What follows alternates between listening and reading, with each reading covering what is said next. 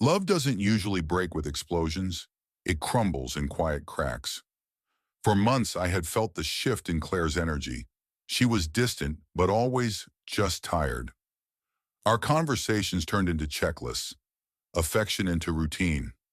I thought it was a rough patch, something we could fix. I never imagined it was someone else.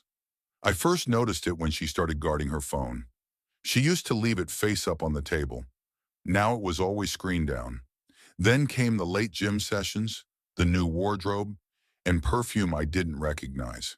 I told myself not to jump to conclusions, but my instincts had already lit a warning flare. Still, I didn't confront her. I trusted her. Or more truthfully, I wanted to trust her. She had been my partner for 5 years. I had no reason to believe she would throw it all away. For what? A fling? A thrill?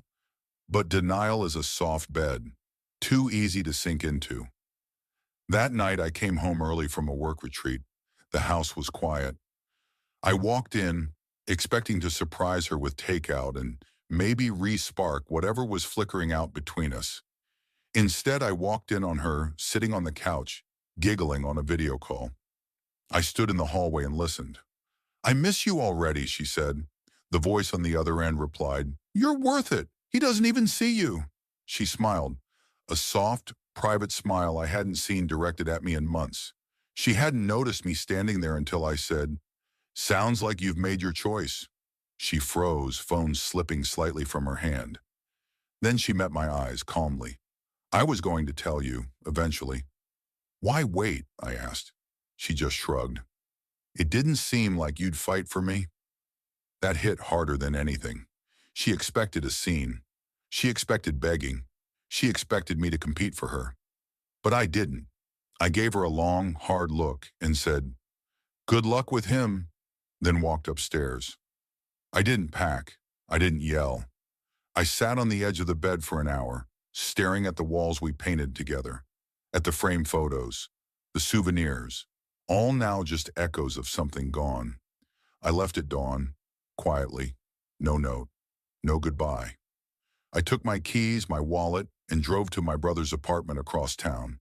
He didn't ask questions, just handed me coffee and said, "Whatever happened, you did the right thing leaving like that."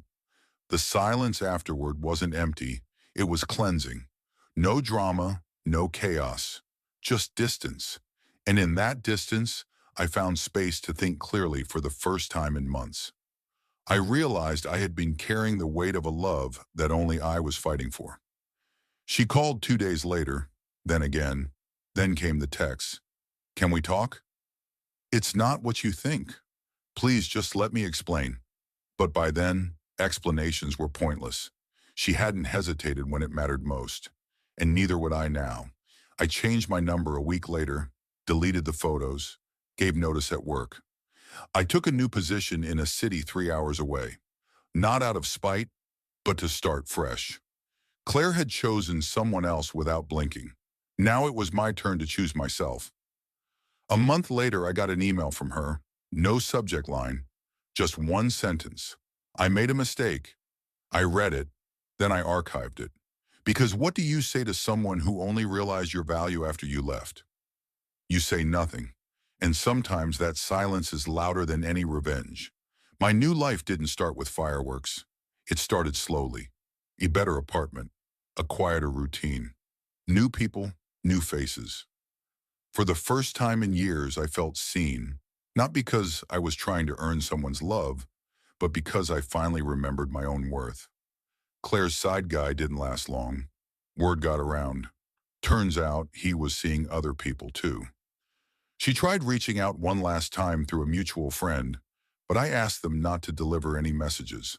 I had left, not just the house, but the story. I was no longer part of her chapter. Some people wait for closure, for apologies, for one last confrontation. I didn't.